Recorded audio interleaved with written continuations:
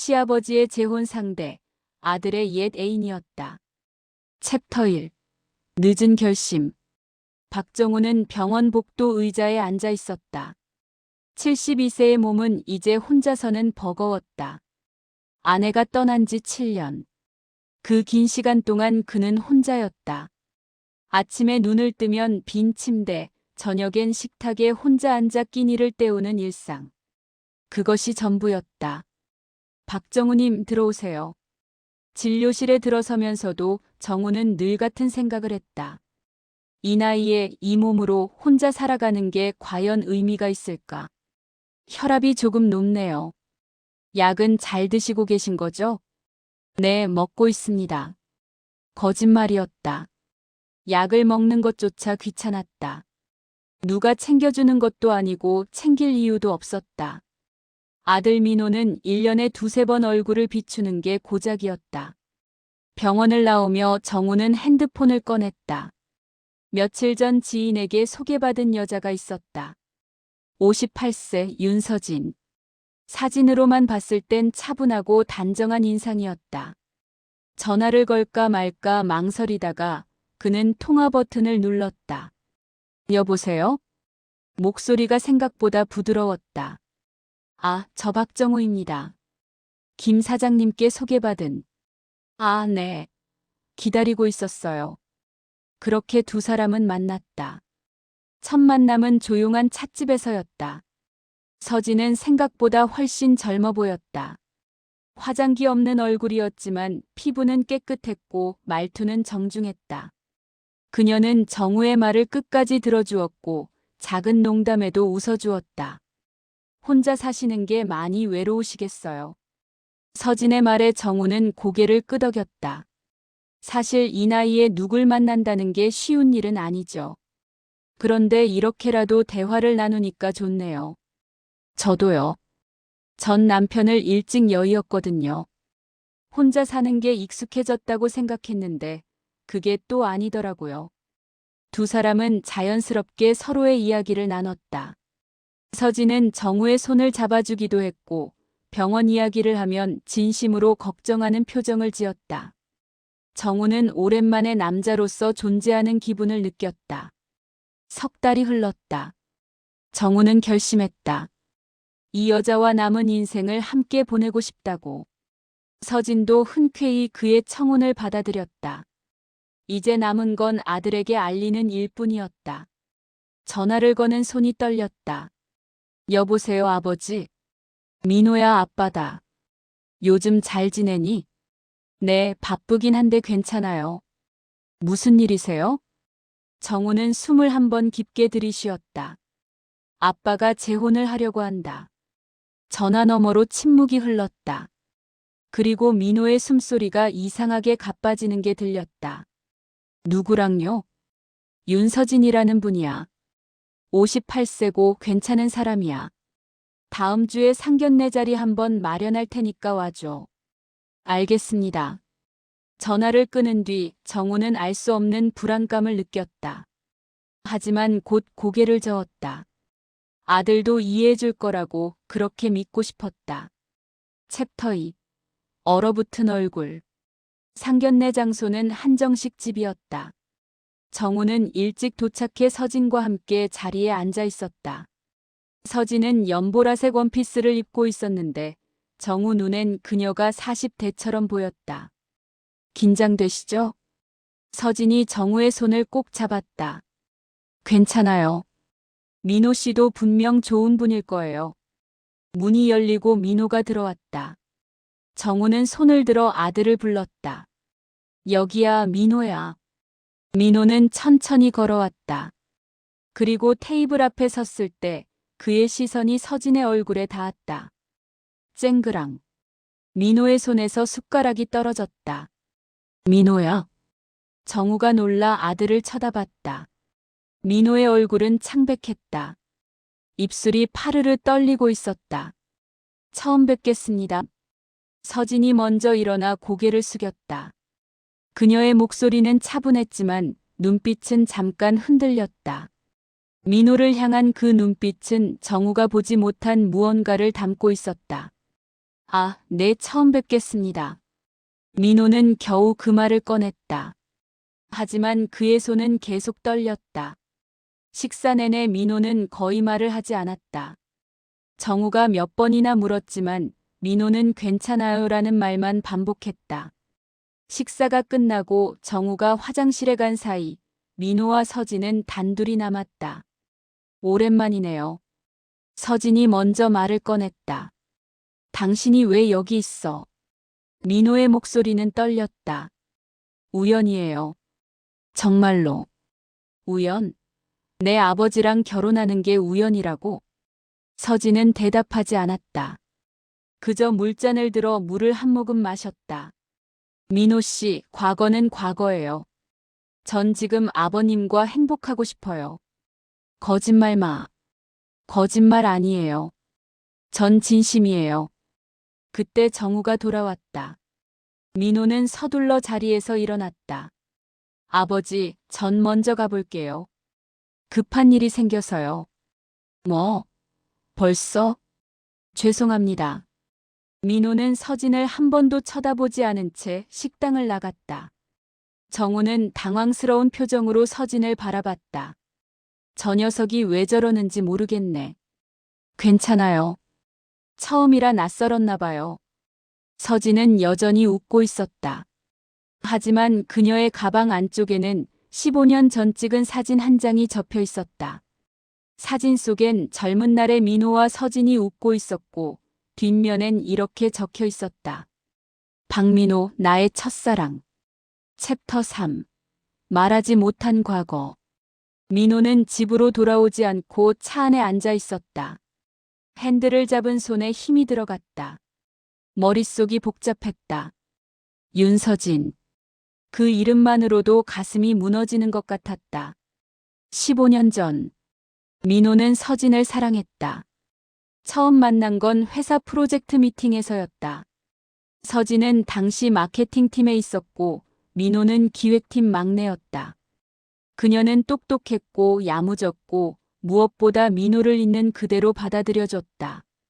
민호 씨는 참 착하네요. 서진은 그렇게 말하곤 했다. 착한 게 아니라 바보 같은 거 아닌가요? 바보 같으면 어때요? 전 그런 민호 씨가 좋아요. 그렇게 두 사람은 연인이 됐다. 1년이 지나고 민호는 청혼을 했다. 반지도 준비했고 부모님께 인사도 시켰다. 모든 게 완벽했다. 그런데 어느 날 서진이 사라졌다. 전화도 받지 않고 집도 비워졌고 회사도 그만뒀다. 민호는 미친 듯이 그녀를 찾았지만 흔적도 없었다. 그렇게 3개월이 지나고 민호는 포기했다. 그리고 그 상처를 묻은 채 살아왔다. 그런데 지금 15년 만에 그녀가 나타났다.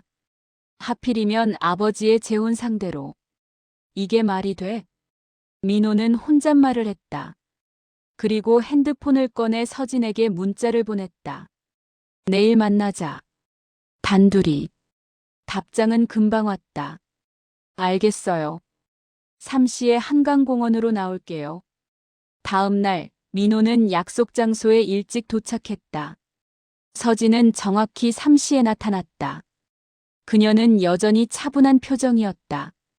왜 하필 우리 집이야? 민호가 먼저 물었다. 우연이에요. 정말로. 거짓말하지 마. 내가 우연을 믿는 사람 아니잖아. 서진은 한숨을 쉬었다. 믿기 싫으시겠지만 전 정말 몰랐어요. 소개받을 때 이름만 들었고 사진도 못 봤어요. 만나고 나서야 알았죠. 그럼 왜 계속한 거야? 그만뒀어야지. 왜요? 서진이 반문했다. 우리 과거가 뭐가 중요해요? 전 지금 아버님이 좋아요. 그분과 행복하고 싶어요. 말도 안 돼. 민호는 고개를 저었다. 넌 날 사랑한다고 했어. 결혼하자고 했어. 근데 어느 날 갑자기 사라졌잖아. 아무 말도 없이. 그게 뭔데? 그땐 제가 어렸어요. 서진의 목소리가 낮아졌다. 사랑만으론 안 되는 게 있다는 걸 몰랐어요. 민호 씨 가족은 저를 반대했고 전 그 압박을 견딜 수가 없었어요. 그래서 도망간 거야? 네. 도망쳤어요. 비겁했죠. 하지만 그게 제가 할 수 있는 최선이었어요. 민호는 할 말을 잃었다. 그때 서진이 가방에서 무언가를 꺼냈다. 낡은 사진 한 장이었다. 15년 전 두 사람이 함께 찍은 사진. 전 이걸 버리지 못했어요. 서진이 말했다. 민호 씨를 잊으려 했지만 잊을 수가 없었어요. 하지만 이젠 정말 과거예요. 전 아버님과 새 출발을 하고 싶어요. 민호는 사진을 빼앗아 찢으려 했지만 손이 떨렸다. 결국 그는 사진을 돌려주고 자리에서 일어났다. 내가 뭘 하든 상관없어. 하지만 아버지한테 상처 주면 그땐 가만 안 둬. 서진은 대답하지 않았다. 민호가 떠나고 나서 그녀는 찢어진 사진을 주머니에 넣었다. 그리고 작게 중얼거렸다. 미안해요, 민호 씨. 챕터 4. 불편한 동거. 결혼식은 조촐하게 치러졌다. 하객도 많지 않았고 민호도 참석했지만 표정은 굳어 있었다. 정우는 행복해 보였다.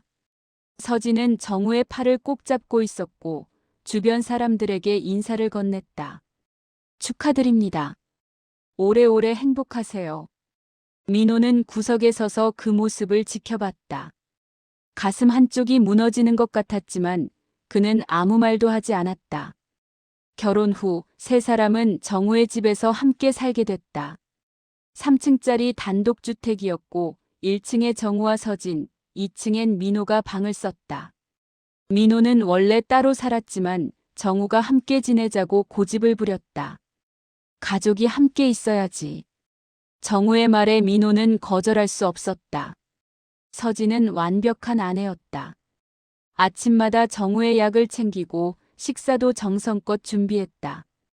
병원 예약도 빠짐없이 체크했고 정우의 옷까지 직접 빨아서 개켰다.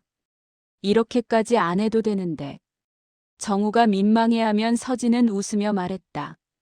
당연한 일이에요. 제가 해드려야죠. 민호는 그런 서진을 지켜보며 불편함을 느꼈다. 지나치게 완벽했다. 마치 역할을 연기하는 것처럼.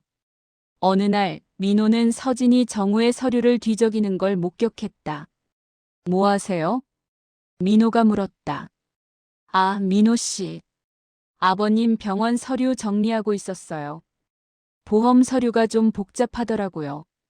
그건 제가 할게요. 아니에요, 괜찮아요. 전 이제 가족이니까요. 서진은 웃으며 서류를 정리했다. 하지만 민호는 그 순간 이상한 위화감을 느꼈다. 서진이 아버지의 병력과 재산을 지나치게 자세히 알고 있다는 것을. 며칠 뒤 민호는 정우를 따라 병원에 갔다. 정기검진 날이었다. 그런데 진료실 앞에서 민호는 충격적인 장면을 목격했다. 서진이 보호자 동의서에 서명을 하고 있었던 것이다. 보호자분이시죠? 의사가 서진에게 물었다. 네, 배우자입니다. 서진은 당당하게 대답하고 서명을 마쳤다. 민호는 그 모습을 보며 소름이 돋았다. 법적으로 서진은 이제 정우의 보호자였다. 민호는 아들이지만 법적 권한은 배우자에게 있었다. 저 여자 뭘 노리는 거야? 민호는 속으로 중얼거렸다. 챕터 5. 드러나는 진짜 목적. 민호는 더 이상 가만히 있을 수 없었다. 그는 사설 탐정을 고용했다. 서진의 과거를 조사하기 위해서였다. 일주일 뒤 탐정이 보고서를 들고 찾아왔다. 이 여자 심상치 않습니다. 탐정이 서류를 펼쳤다. 윤서진 58세. 과거에 2번의 결혼 기록이 있습니다. 첫 번째 남편은 70세, 두 번째 남편은 68세였습니다. 그래서요? 첫 번째 남편은 결혼 2년 만에 사망했고 재산의 60%를 서진 씨가 상속받았습니다. 두 번째 남편도 3년 만에 사망했고 역시 재산의 대부분을 서진 씨가 가져갔습니다. 민호는 숨이 막혔다. 그게 범죄 아닌가요? 법적으론 문제가 없습니다. 정당한 혼인이었고 유언장도 제대로 작성됐으니까요. 하지만 패턴이 명확합니다. 이 여자는 고령 남성을 노리는 겁니다. 민호는 보고서를 보며 손을 떨었다. 그리고 결심했다.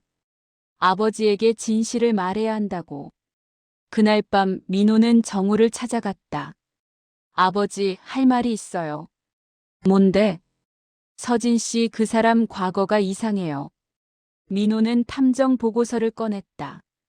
정우는 처음엔 믿지 않으려 했지만 서류를 보고 나서 표정이 굳어졌다. 이게 사실이냐? 네. 그 사람은 아버지를 노리고 있어요. 재산을 노리는 거라고요. 정우는 한동안 말이 없었다. 그리고 고개를 저었다. 아니야. 서진이는 그런 사람이 아니야. 아버지. 그만해, 민호야. 내가 서진이를 싫어하는 건 알겠지만 이건 너무 심한 거 아니냐? 전 사실을 말하는 거예요. 그때 문이 열리고 서진이 들어왔다. 무슨 일이세요? 정우가 보고서를 서진에게 내밀었다. 이게 사실이야? 서진은 보고서를 보고 한숨을 쉬었다. 네, 사실이에요. 정우의 얼굴이 창백해졌다. 하지만 전아버님을 사랑해요. 과거는 과거일 뿐이에요. 사랑? 웃기지 마세요. 민호가 소리쳤다. 당신은 돈이 필요했던 거잖아요. 그래서 내 아버지한테 접근한 거고. 서진은 대답하지 않았다. 그 순간 정우가 갑자기 가슴을 움켜쥐고 쓰러졌다. 아버지. 민호가 소리쳤다. 서진은 재빨리 119에 전화를 걸었다. 여보세요, 환자가 쓰러졌어요. 빨리 와주세요. 구급차가 도착하고 정우는 병원으로 실려갔다. 민호는 아버지 옆에서 손을 잡았지만 정작 의사가 설명을 하는 건 서진에게였다. 보호자분이시죠? 네, 배우자입니다. 서진이 대답했다. 민호는 그 순간 자신이 법적으로 아무 권한도 없다는 걸 깨달았다. 챕터 6. 뒤바뀐 보호자. 병원 복도는 소독약 냄새로 가득했다. 민호는 중환자실 앞에 서서 안을 들여다봤다. 정우는 산소 마스크를 쓴 채 누워 있었다. 의사는 심근경색이라고 했다. 다행히 빨리 발견해서 생명엔 지장이 없지만 앞으로 관리가 중요하다고 했다. 보호자분만 들어오세요. 간호사가 말했다. 서진이 먼저 중환자실로 들어갔다. 민호는 밖에서 지켜볼 수밖에 없었다. 1시간 뒤 서진이 나왔다. 그녀는 민호를 보며 말했다. 의사 선생님이 치료 계획 설명해 주셨어요. 약물 치료랑 수술 여부는 일주일 뒤에 결정한대요. 제가 들었어야죠. 민호가 항의했다. 법적으론 제가 보호자예요, 민호 씨. 서진의 목소리는 차가웠다. 이제 내가 가족이에요. 민호는 주먹을 쥐었지만 아무 말도 할 수 없었다. 법은 서진의 편이었다. 며칠 뒤 정우는 의식을 회복했다. 민호는 아버지 곁에 앉아 손을 잡았다. 아버지, 괜찮으세요? 민호야. 정우의 목소리는 약했다. 미안하다. 내 말을 안 들었어. 아니에요, 아버지. 이제라도 알았으니까요. 정우는 고개를 끄덕였다. 그리고 결심한 듯 말했다. 유언장을 고쳐야겠다. 네. 서진한테 재산을 넘기면 안 돼. 내가 다 받아야 해. 민호는 가슴이 뭉클했다. 하지만 그 순간 서진이 병실 문을 열고 들어왔다.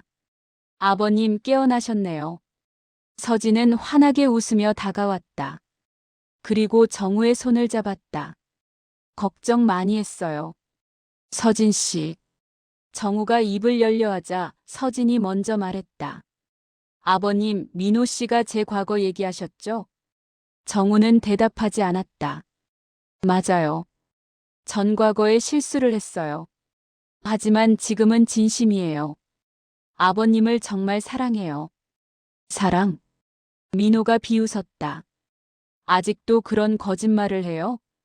서진은 민호를 향해 말했다. 거짓말 아니에요. 그리고 민호 씨, 당신도 알잖아요. 전 당신을 여전히. 그만해요. 민호가 소리쳤다. 그만하세요, 서진 씨. 더 이상 제 앞에서 그런 말 하지 마세요. 서진은 입을 다물었다. 정우는 두 사람을 번갈아 보며 혼란스러워했다.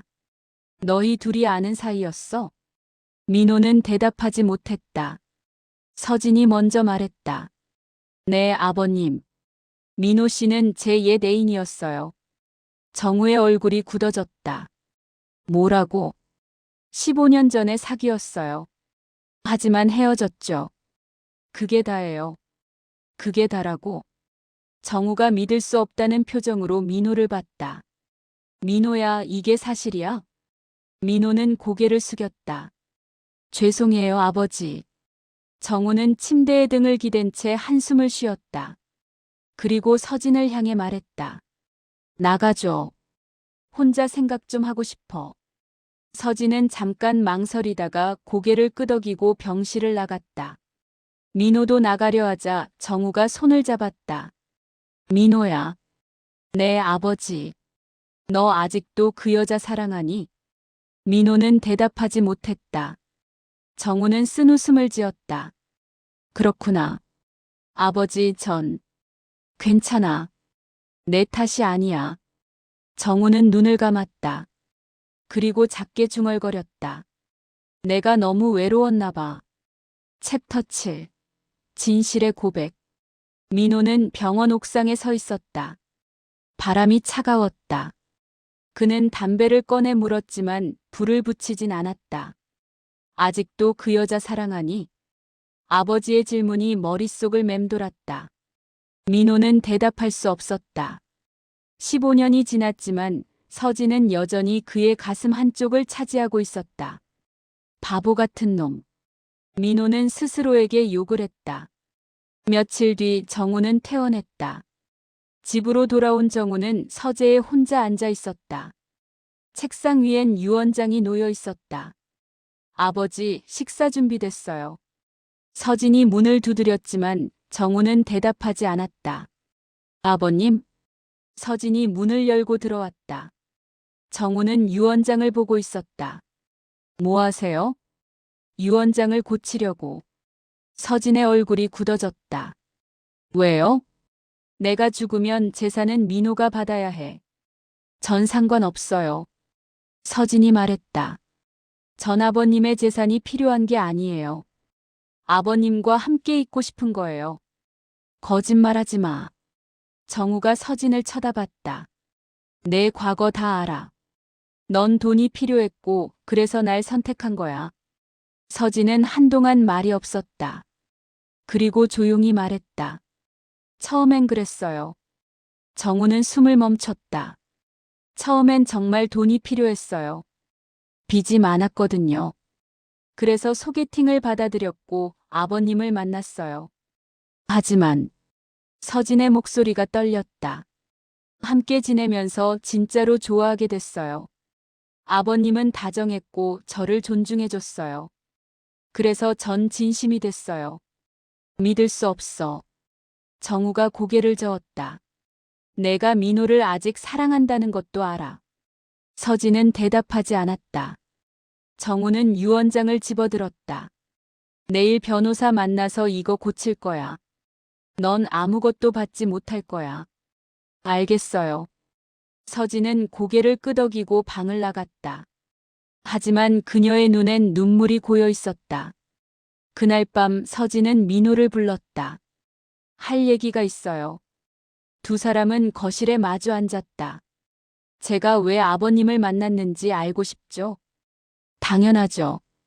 처음엔 돈 때문이었어요. 하지만 민호 씨 아버지라는 걸 알고 나서 마음이 복잡해졌어요. 뭐가 복잡해요? 전 당신을 잊지 못했어요, 민호 씨. 서진의 목소리가 떨렸다. 15년이 지났지만 전 여전히 당신을 생각했어요. 그래서 아버님 곁에 있으면 당신 가까이 있는 것 같았어요. 민호는 할 말을 잃었다. 하지만 이젠 알아요. 제가 잘못했다는 걸. 당신을 아프게 했고 아버님도 아프게 했어요. 전 정말 나쁜 사람이에요. 서진은 눈물을 흘리며 일어났다. 내일 아버님이 유언장 고치면 전 떠날게요. 그게 맞는 것 같아요. 서진 씨. 민호가 그녀를 불렀지만 서진은 돌아보지 않고 방으로 들어갔다. 챕터 8. 선택의 날. 다음 날 아침 정우는 변호사 사무실로 향했다. 서진은 집에 남았고 민호가 정우를 따라갔다. 아버지 괜찮으세요? 응, 괜찮아. 정우는 창밖을 보며 말했다. 이게 맞는 선택인지 모르겠지만 어쨌든 해야 할 일이야. 변호사 사무실에 도착했다. 하지만 정우가 서류를 꺼내려는 순간 서진에게서 전화가 왔다. 여보세요? 아버님 집에 불이 났어요. 뭐라고? 정우와 민호는 급히 집으로 돌아갔다. 하지만 집은 멀쩡했다. 서진이 현관 앞에 서 있었다. 서진 씨 무슨 거짓말이었어요. 서진이 말했다. 아버님을 붙잡고 싶었어요. 하지만 이젠 놓아드릴게요. 서진은 가방을 들고 있었다. 전 떠날게요. 이혼 서류는 변호사가 보낼 거예요. 서진 씨. 정우가 그녀를 붙잡았다. 왜 이러는 거야? 전 자격이 없어요, 아버님. 당신 곁에 있을 자격이. 서진은 정우의 손을 떼어냈다. 그리고 민호를 향해 마지막으로 말했다. 민호 씨, 아버님 잘 모셔드려요. 그리고 그녀의 목소리가 떨렸다. 행복하세요. 서진은 그렇게 떠났다. 정우는 그 자리에 멍하니 서 있었고 민호는 그녀의 뒷모습을 지켜봤다. 며칠 뒤 정우는 유언장을 고치지 않았다. 대신 혼자 서재에 앉아 생각에 잠겼다. 가족이란 게 뭘까? 정우는 혼잣말을 했다. 피로 연결된 게 가족일까? 아니면 서류로 연결된 게 가족일까? 민호가 문을 열고 들어왔다. 아버지 식사하세요. 민호야. 네. 내 생각엔 서진이가 진심이었을까? 민호는 한동안 대답하지 못했다. 그리고 조용히 말했다. 모르겠어요, 아버지. 하지만 그 사람도 나름대로 힘들었을 거예요. 정우는 고개를 끄덕였다. 그렇겠지. 그날 밤 정우는 서진에게 문자를 보냈다. 어디 있어요? 한 번만 만나요. 답장은 오지 않았다. 하지만 정우는 기다렸다. 그리고 일주일 뒤 서진이 집 앞에 나타났다. 왜 부르셨어요? 들어와요. 정우가 말했다. 서진은 망설이다가 집 안으로 들어갔다. 거실엔 민호도 있었다. 앉아요. 세 사람은 소파에 앉았다. 정우가 먼저 말을 꺼냈다. 서진 씨, 난 당신이 처음엔 돈 때문에 접근했다는 걸 알아요. 하지만 나중엔 진심이었다는 것도 알아요. 서진은 고개를 숙였다. 그래서 생각해봤어요. 이혼은 하지 않을 거예요. 아버지.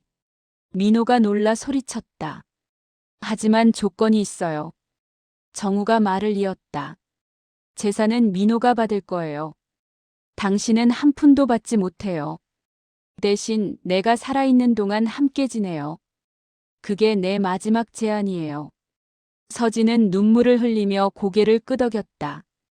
감사합니다, 아버님. 민호는 복잡한 표정으로 두 사람을 바라봤다. 가족이란 무엇인가? 피인가 서류인가? 아니면 그 이상의 무언가인가? 그 질문에 대한 답은 아직 나오지 않았다. 하지만 세 사람은 각자의 방식으로 그 답을 찾아가기로 했다. 그리고 그렇게 이상하지만 따뜻한 가족의 이야기가 계속되었다.